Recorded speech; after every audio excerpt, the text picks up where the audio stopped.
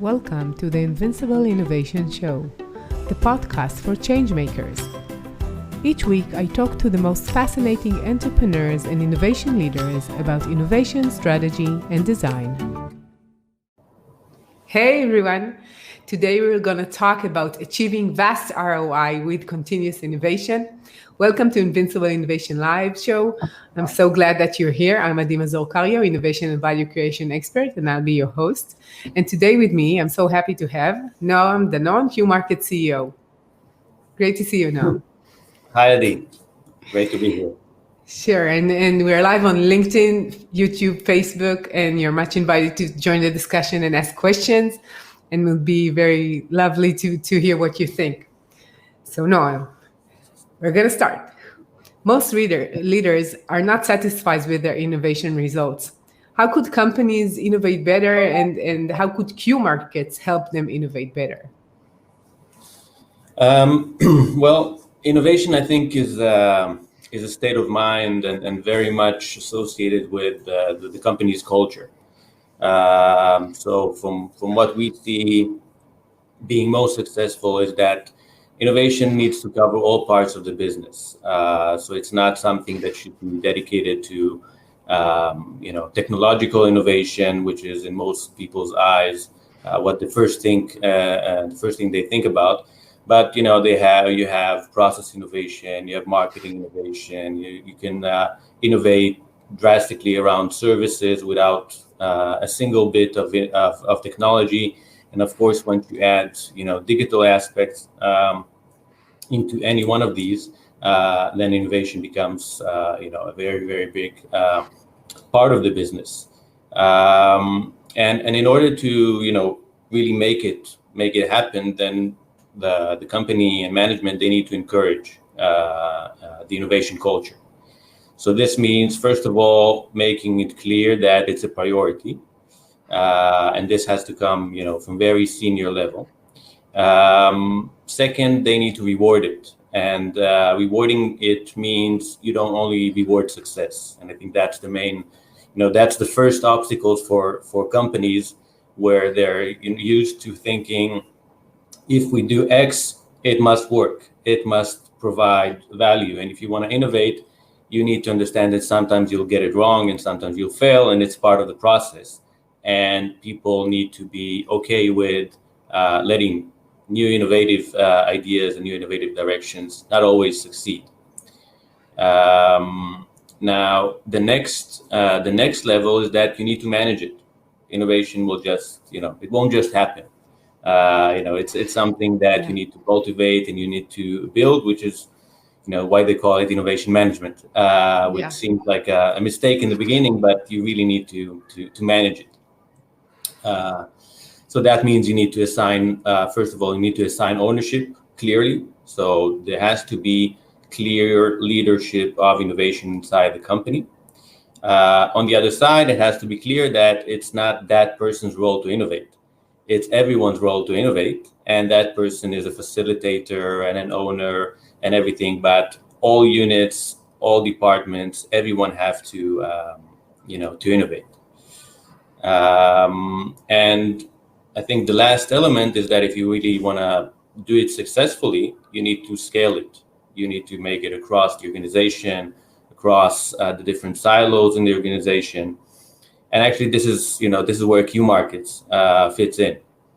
So we have a very powerful innovation management platform software that offers companies a good way to scale their innovation activities, really reach out to all the different stakeholders, whether it's their employees, their customers, their partners, and the entire innovation ecosystem around them. And really manage this process end to end, run large-scale online brainstorms that are called idea challenges, in order to find really innovative ideas. And this is what we've been doing in the past, actually 10 years plus, with very large number of customers globally. Yeah. So it seems like 10 years ago, it was not that known. And could you tell us about the beginning when you just started building this innovation management platform before people really talked about it and knew as much as they know today? Yeah, so you're right. The early days were more challenging. Speaking 12, 13 years ago to people about managing innovation sounded weird to many managers. Opening up the silos and kind of flattening the organization, allowing everyone to participate in innovation was also a little bit unusual. So the stuff we're used to today, everyone's engaged, everyone is expecting to be involved in all the different aspects of the company. 10, 12 years ago, this was a little bit unusual.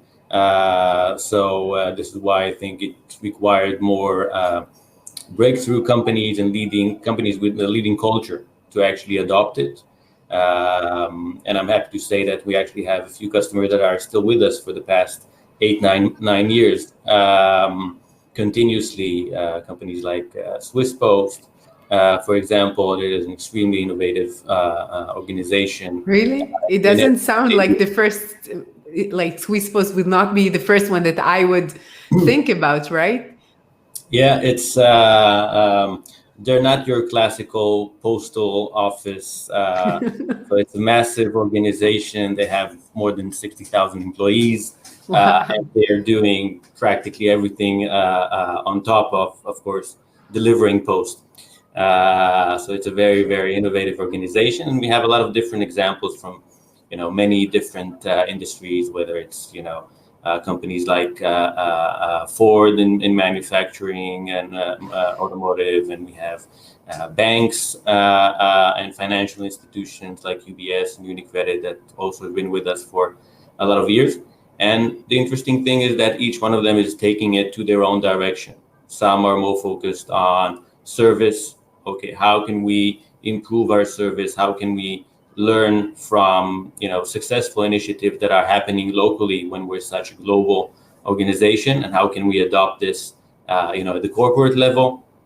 Some are taking it to bringing in technology to improve their internal processes, like manufacturing improvements and other aspects. And of course, some are taking this to the hardcore of classic innovation and new products, new technologies. So it's really a very nice mix. So could you tell me if you need to split them into domains, what would be different in a manufacturer doing innovation and a B2C company, for example? Would it be like, could you divide it this way or not? It depends on the company. So surprisingly, I mean, most companies typically like to look at their peers and see, okay, so what are they doing? But surprisingly, what we see that has the biggest impact on how companies innovate is actually their culture. So I can give examples of a massive bank and a high-tech technology company that are actually very similar in how they innovate on completely different topics. So the topics, of course, are different, but their methodology, how they engage their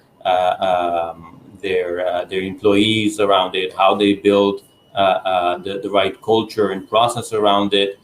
These things are actually not necessarily related to the industry. And there's also, of course, the geographical culture. So organizations, in Germany and Switzerland will probably have slightly different cultures than the ones in the US. And Israeli corporates have also a very different unique culture, exactly. So it really is a wide range. And the cool thing in what we do is that we've developed this expertise in working with the customer to look at their challenges and their culture and offer them like an ideal solution that covers their entire innovation life cycle, but fits their culture. And even more important, helps them to evolve that culture. So they all have a starting point, and from there they need to evolve.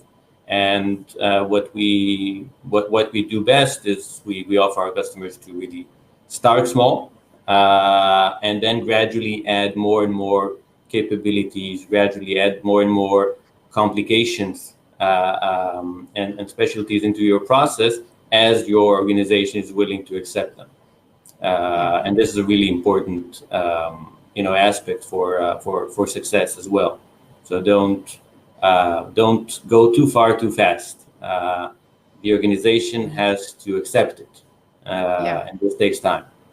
Yeah, it's like maturing the organization and the culture of the organization. And how do you see it more like this is a tool that helps them be more innovative and really establish a culture of innovation? But after all, culture is built from people, right? From these people. Is it like the leaders, the innovation, who is responsible for innovation? Like, how do you know that a company is in the right way to be more innovative? Because you have a tool and they can use it, of course, as they see, and how do you know it's going to be a successful one? And do you have the numbers even? Yeah, I mean, so first of all, we make an effort to help them make it a success. So we don't just provide a software tool; we provide all the necessary best practices. So our customer success team, first of all, will work with the customer to first learn what they have, what are their current challenges, what have they tried in the past, and maybe it was not so successful. A lot of our customers have good and bad experience with various innovation initiatives, various using DIY tools or small scale tools, and we are really good at looking at what they've done, what worked and what hasn't worked, and then sharing with them, best practices from other companies similar to their culture, hopefully also similar to their industry, and really to guide them in that process. And in many cases, we see that when the customer first comes to us, they have a very clear notion as to what they want, and then we're more than happy to facilitate that, configure the platform to work the way they want, and that's not a problem with adding our tips and tricks into it. And in other cases, we see a customer that comes to us and says, okay, look, we're really getting started. We just need something that will allow us to get started. And there we have our kind of best practice where we come in and we can very quickly allow the customer to start. And then we learn together, because every organization is eventually different. So we kind of walk this process, and the company needs to, managers need to understand that this will take time, especially in a global, more old-fashioned organization, which is most of our customers. So most of our customers are coming from traditional industries, government, manufacturing, services, finance. This is most of our customers. We have very few high-tech companies. And it takes time, and it's a gradual process. It really makes sense that the more traditional companies are seeking innovation, because high tech, they will not understand exactly what they're doing is innovative from the beginning, and they were born digital and innovative. So for them, if they are very, very big, maybe, but most companies in Israel, even the big one, are not as big as the European traditional establishment or a US, major company. And it goes back to the state of mind thing. So the high tech companies have it kind of built into the state of mind of almost everyone, which is something that others need to build. Yeah.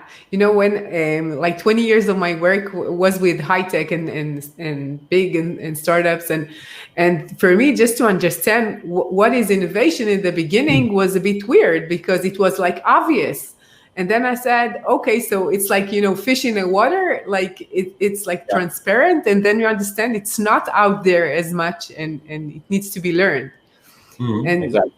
yeah, and now we're like in the middle of the COVID crisis, and many things are changing. And I know that the budgets for innovation sometimes are changing, and companies are going back to what they know, and how the ways they know how to make money. So what are the challenges that innovation leaders are facing right now? So I think the COVID kind of created a paradox for many innovation leaders. So on one hand, it's everything's changing, everything's risky, and the immediate instinct is to hold back, cut down, and wait for it to pass. While others, and we're seeing this all over, I think, on the news, and of course we're seeing it from our customers, say, okay, so this is actually an opportunity. New opportunities are coming. The world is changing, also taking away some of the old opportunities. And we really see this paradox. So is this the best time to innovate, or is this the best time to hold on? And what we are seeing from many of our customers, and again, examples are around us everywhere. If you look at any industry, you look at retail, you look at healthcare, you look at any kind of services company, they all had to go through massive changes, and many of these changes will last long time after COVID is gone. So we just discussed this earlier, that we are people are more on Zoom every day now than anything else. Right. So these things will stay, and so from our side, we see a lot of good opportunities and even better opportunities. And one thing that, for example, changed is everyone working remotely, right? It's what was once something for very specific tech-oriented, etc. Now everyone is allowing that, and that also creates an obstacle for many organizations. So the old ways to innovate, you can't put everyone in the room right now and brainstorm. And this is again where tools like the Qmarkets tool that allows you to open up an idea challenge to a wide audience and engage them, and they're actually now more open for that, because everyone's used to this kind of remote concept, and everyone also is looking for a sense of belonging and participating in large-scale innovation initiatives that the company is doing through collaboration, etc. Also helps to enforce that. So we see people are actually much more willing to engage around these times.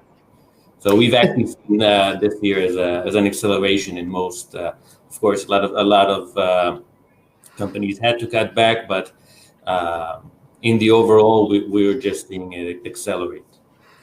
So what you're saying is, when you meet these people who are your clients, and not only the clients, the end users of the system, they need to handle these two parts. One is like, you need to show, you have a pressure to show more revenue, and you have a pressure to engage people and innovate faster. Yeah. And now it's time for them to show, like, maybe do even more. And because everyone is online, they might, maybe from different locations, they don't need to fly them to the room and do it together. It's like obvious they can do it faster, in a sense. Exactly.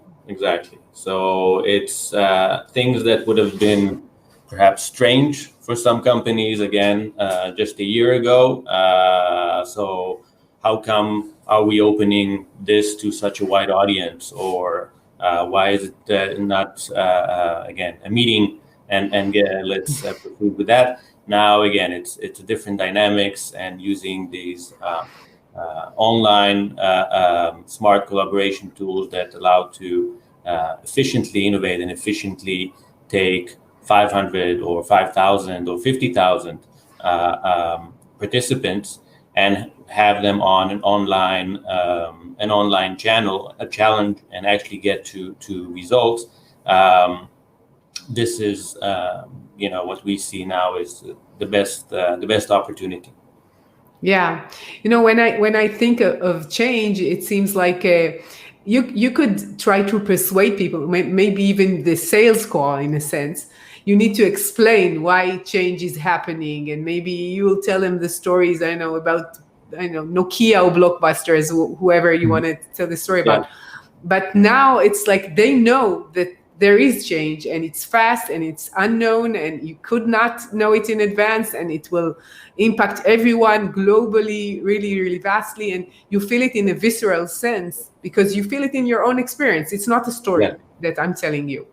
So I think that maybe not right now, but maybe in the next few years, you'll see more and more people willing to take the unknown path of innovation, because this is what is needed and this is what's happening actually. Yeah, absolutely. We've even adopted it inside Qmarkets. So we've also needed to address change, even though we're not a massive corporate, with 60 people globally. But we've also had to adapt, and it was this past year's been challenging, but it's actually been a very fruitful year, because we took on this challenge, like you said, and we saw everything changing around us, and it was just clear that things will not go back to being the same, and there's actually a massive opportunity here. As we see organizations just really desperate to innovate. So this is exactly the right time. Yeah. Do you see it's like going to a different direction, used more to a specific tool or a specific feature or capability that is needed more right now? Maybe more new products, new services, and less, something else, or it's the same? Yeah. So I think the first immediate one were challenges that I think practically all our customers ran, and many of the newcomers that came to us this year were actually seeking for that. First of all, is how do we deal with the new COVID? So first of all, how do we deal with the immediate impact? So that's more of I would say, a defensive approach. So it could be, electricity company with a wide challenge to all of their employees out there. How can we help you continue doing your job with all these limitations? Okay. And it could be, a massive manufacturing customer in Europe that actually took on the challenge and says, okay, we actually have the right technology in our manufacturing to deliver the new needs of other factories right now around COVID. So whether it's masks or protection, various protection mechanisms, or various ways to slice the factory up so more people can come and work in small teams, etc. And they actually took this as a wide challenge with their global team and came up with some incredible results, incredible ideas that were already actually implemented quite quickly. So you had that, and on the very other far end of the spectrum, we had projects like government healthcare actually here in Israel, where the Ministry of Health and hospitals came together and said, okay, we have joint challenges. We're all looking for kind of the same things, the same solutions.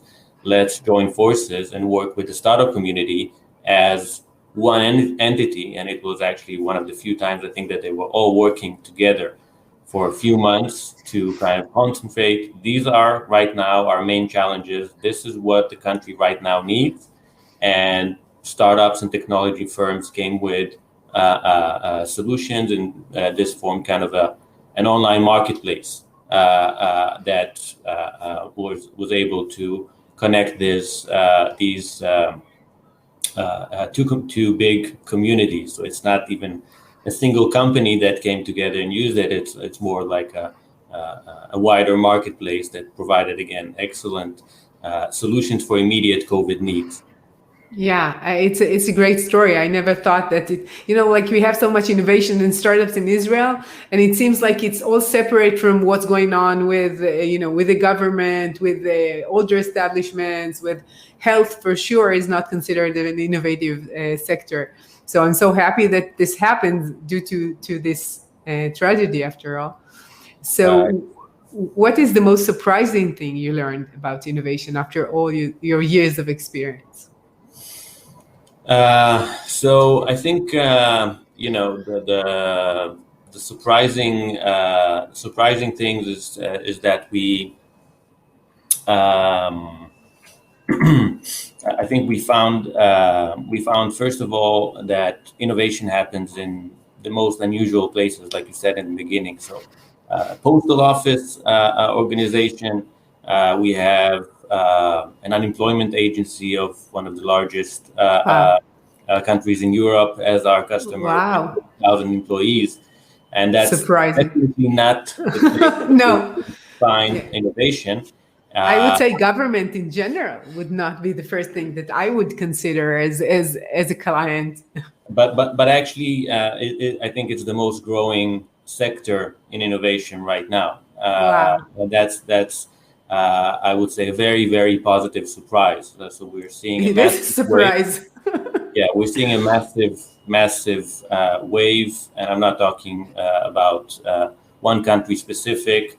We're actually in government RFPs right now all over the world, in Australia, in the US, in Europe, and even with our with our new friends in UAE. So we're really seeing this globally, and this is really, really exciting to see. So, when I started Qmarkets and we set out to open up innovation initiatives in large corporates, I actually also didn't think that, government would be such an exciting area. And there's so much happening there. And there's so many easy opportunities for them to innovate once they just open that state of mind and open the organization to really engage all of the employees, for example, or open the organization externally and think about ideas together and be able to also share best practices across the organizations. And this is something that I see as very promising and encouraging. And it's so surprising, if you would have asked me, like in general, what I believe, I would say that the second option that will never innovate, it will be government. And the first one I would say is military. That's a place that I would never imagine someone doing anything innovative other than, like growing weapons. I know, like, what are they doing? Yeah, so there are actually wonderful examples also in military, security, defense organizations that unfortunately I cannot share, but there's exciting stuff happening there as well. Another surprising thing I think we've learned is that I think what was surprising there is actually the magnitude, not the actual concept, is how much is already happening inside organizations, and because of all the silos, they don't know. So we have like very great examples from pharma, from chemicals, where once they launched a wide-scale initiative of innovation that's covering bigger parts of the company, and they're suddenly starting to engage globally, they suddenly identified areas of expertise that they did not even know existed. It's so Or funny. they They don't realize know. that two factories of the same organization are trying to get FDA approval for practically the same thing. One succeeded, one did not, because they took different paths. And what a platform like the Qmarkets platform offers customers is really that ability to identify similar things that are happening across the organization, really reaching out to and identifying expertise that exists within the company and bringing all those experts into one place and really diving into solving the challenges together in the most effective and efficient way. Yeah. You know, when I try to think, why did I think that these like two entities would not innovate? And the first thing that's come to my mind is who is competing with the government, who is competing with the military. Like in Israel, you know, it's mandatory to go to the army, and you cannot say their service is not that good. I would go to the next army, which is might be better, right? So so it's really surprising that still they are aimed to do things better and to So, you grow know, and they're to under, learn. yeah, they're under the same pressure. So you're right, they don't have direct competition, but they need to be efficient. And this is where digital and innovation initiatives are all across government. They do need to be competitive for their employees. Okay, so they are fighting for talent and creating a culture of innovation and allowing people to participate not only in my day-to-day job but in something wider is something that's really helpful.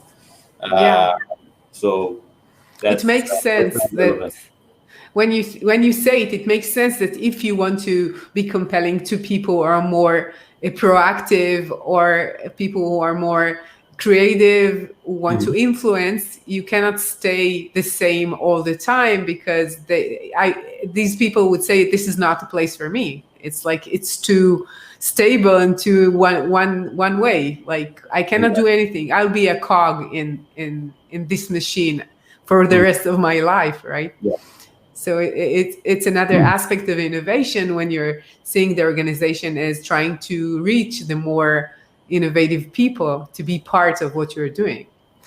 exactly. Yeah. So what's your number one tip for innovation leaders? So I think if we talk about the number one or the top three tips, I would say, then first of all, I think is you need to start small and grow, especially in a large company. And we see this, many organizations are struggling and kind of concerned, where do we start? And are actually sometimes trying to start too big or not start at all.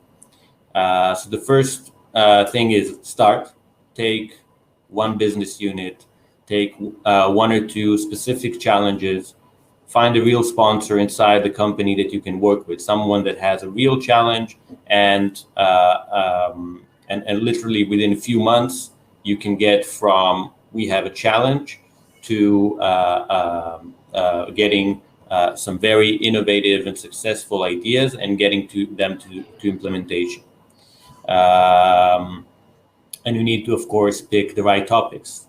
So part of what starting small means, pick quick wins. You need to convince yourself and the organization that the concept is working. And breakthrough innovation comes once every few years in a company if they're successful in innovating. Yeah. But incremental innovation is what eventually will fuel the company's growth. So I think the second tip I can think of is to not reinvent the wheel. So take a proven methodology, take a proven tool with all the best practices, and start with what has worked very well for others with some small adaptations to your organization. Take the expert advice, experiment, and take it from there. So it's okay to not succeed at once completely, but it's also, I think, important not to overplan it. You need to experience it, and you need to start. Yeah. So you know the name of our discussion is to create vast innovation ROI, right? And when people think about innovation, first, as you said, it's like risky, and and most people say it's not successful, and leaders are not satisfied with the result most of the cases. So if they do these small steps and continue with it, is it like the needed conditions to get to this vast innovation ROI as you see it? Yes, I think I think that's definitely the approach. You need to back it up, like I said in the beginning, with management sponsorship. So it has to come from very senior management.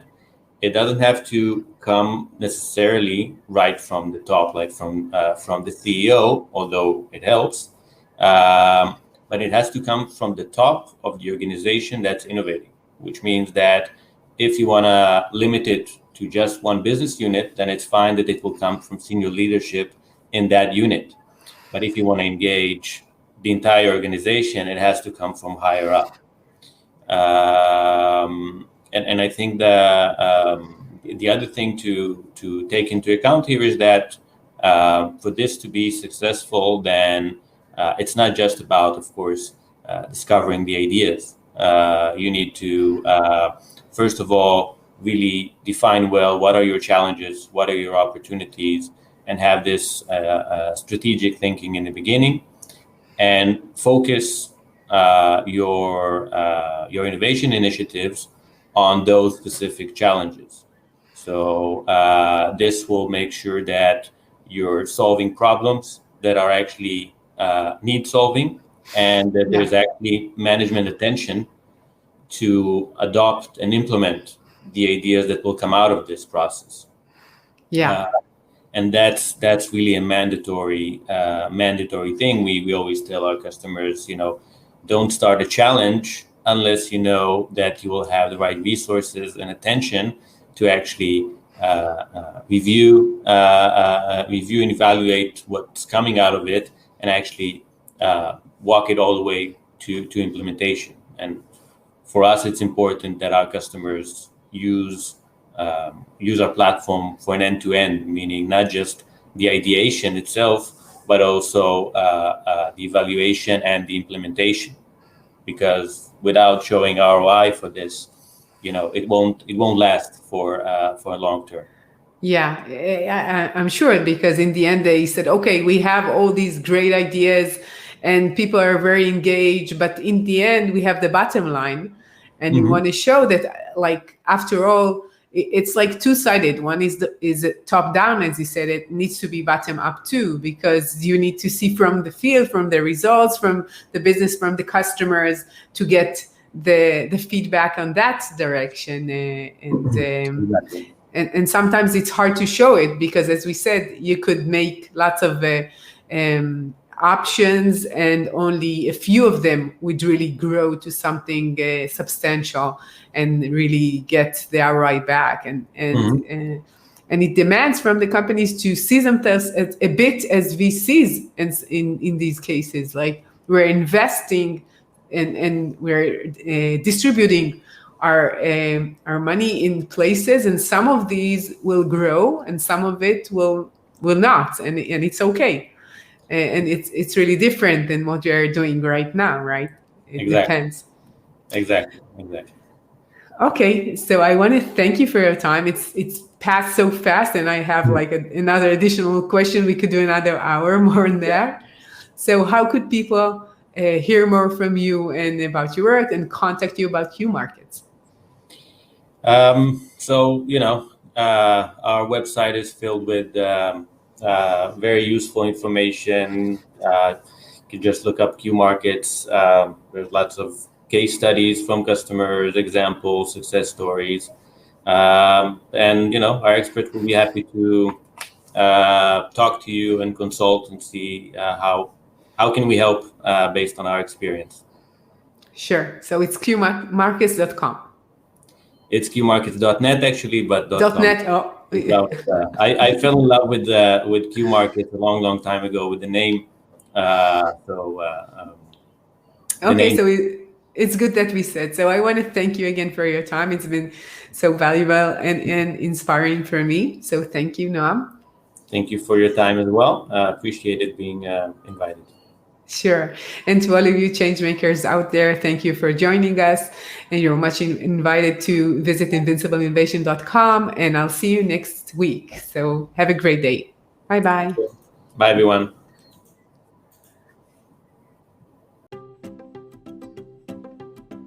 I'm Mazor Kario, and you've been listening to the Invincible Innovation Podcast. Make sure to visit our website, invincibleinnovation.com, where you can learn more about our programs and my book, Innovating Through Chaos. I'll be waiting for you next week in our next episode. Thank you for listening.